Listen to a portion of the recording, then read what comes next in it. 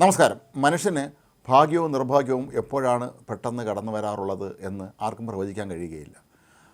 എത്രയോ പേരാണ് നിമിഷ നേരം കൊണ്ട് ലോകമറിയപ്പെടുന്ന താരങ്ങളായി മാറുന്നത്. അതുപോലെ കഴിഞ്ഞ ദിവസങ്ങളിലൊക്കെ തന്നെ ഗൂഗിളിൽ ഏറ്റവും അധികം ആളുകൾ സെർച്ച് ചെയ്ത ഒരു പേരാണ് ലാരിസ നെറി. ഒരു ബ്രസീലിയൻ മോഡലാണ് ഇവർ. ബ്രസീലിൽ മാത്രം അറിയപ്പെട്ടിരുന്ന അവിടുത്തെ സാധാരണ മോഡൽ മാത്രമായ ലാരിസ ഇന്ന് ലോക പ്രശസ്തയായി മാറിയിരിക്കുകയാണ് 2 ദിവസം കൊണ്ട്. ഇതിൻ്റെ കാരണക്കാരൻ രാഹുൽ ഗാന്ധിയാണ്. ഹരിയാന നിയമസഭാ തെരഞ്ഞെടുപ്പിൽ വോട്ട് ചോരി നടന്നുവെന്ന് ആരോപിച്ചുകൊണ്ട് രാഹുൽ ഗാന്ധി നടത്തിയ വാർത്താ സമ്മേളനത്തിൽ അദ്ദേഹം പറഞ്ഞത് ലാരിസയുടെ ചിത്രങ്ങൾ വ്യാപകമായ തോതിൽ ഹരിയാനയിൽ വ്യാജ വോട്ടർ ID കാർഡുകൾ ഉപയോഗിച്ചു എന്നാണ്. ഇവർ ബ്രസീലുകാരിയാണ്, അവിടുത്തെ മോഡലാണ്. അവരുടെ ചിത്രം എങ്ങനെയാണ് ഈ ഹരിയാന സംസ്ഥാനത്തെ വോട്ടർ പട്ടികയിൽ കടന്നു വന്ന് അവരുടെ ചിത്രം എങ്ങനെയാണ് വന്നത് എന്ന ചോദ്യമാണ് രാഹുൽ ഗാന്ധി ഉയർത്തിയത്. സുന്ദരിയായ ഒരു യുവതിയുടെ ചിത്രവും അന്നവിടെ കാണിച്ചിരുന്നു.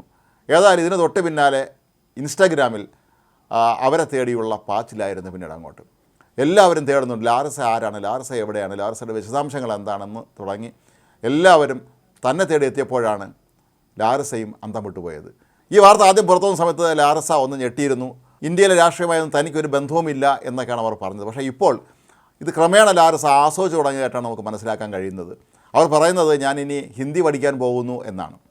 ഇപ്പോൾ അവർക്ക് നമസ്തേ എന്ന് പറയാൻ മാത്രമേ അറിയാവൂ.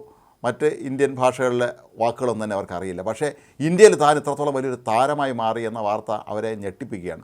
ഒരുപക്ഷെ നാളെ ബോളിവുഡിലെ നായികയായിട്ട് പോലും ലാരിസ വന്നുകൂടുന്നില്ല എന്നാണ് ഇപ്പോൾ സമൂഹ മാധ്യമങ്ങളിൽ പലരും പ്രതികരിക്കുന്നത്.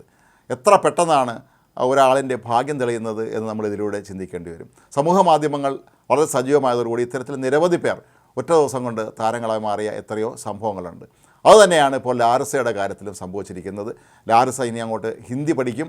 അത് കഴിഞ്ഞ് ഒരുപക്ഷെ അവർ ഇന്ത്യയിലേക്ക് വരുമായിരിക്കും. ഏതായാലും അവർ ഇന്ത്യയിൽ വരികയാണെങ്കിൽ വലിയ തോതിലുള്ള ഒരു വരവേൽപ്പായിരിക്കും അവർക്ക് ലഭിക്കുക എന്നുള്ള ഉറപ്പാണ്. കാരണം ഈ രാജ്യം മുഴുവൻ അവർക്ക് ആരാധകരെ നേടാൻ കഴിഞ്ഞു. ഇന്ത്യയിലെ മുഴുവൻ സംസ്ഥാനങ്ങളിലെ ജനങ്ങൾ തിരയുന്നത് ഈ ലാരിസ ആരായിരുന്നു എന്നാണ്. അപ്പോൾ ഏതായാലും ഇന്ത്യൻ രാഷ്ട്രീയത്തിൽ ഉയർന്നു വന്ന ഒരു ആരോപണം ഒരു വിദേശ മോഡലിന് അനുഗ്രഹമായി മാറുന്നത്, അതല്ലെങ്കിൽ അവർക്ക് പെട്ടെന്ന് ലോകപ്രശസ്തി പിടിച്ച് കിട്ടാനുള്ള ഒരു മാർഗ്ഗമായി മാറുന്നതാണ് നമ്മൾ കണ്ടത്.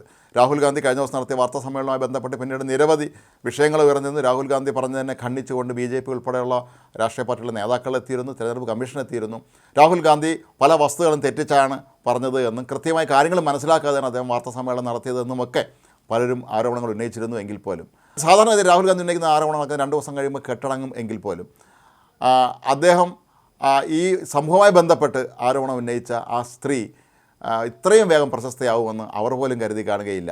ലാരിസയുടെ ഫോട്ടോ ഉപയോഗിച്ച് ഹരിയാനയിലെ ഒരൊറ്റ ബൂത്തിൽ 22 വോട്ടുകൾ അധികമായി ചേർത്തു എന്നാണ് രാഹുൽ ഗാന്ധി അന്ന് വാർത്താ സമ്മേളനത്തിൽ ആരോപിച്ചിരുന്നത്. ലാരിസയുടെ സോഷ്യൽ മീഡിയ അക്കൗണ്ടുകളൊക്കെ ഇപ്പോൾ നിറയെ വീഡിയോകളും ചിത്രങ്ങളും ഒക്കെ കൊണ്ട് നിറയുകയാണ്. ആരാധകർ തള്ളിക്കയറുകയാണ് അവിടേക്ക്.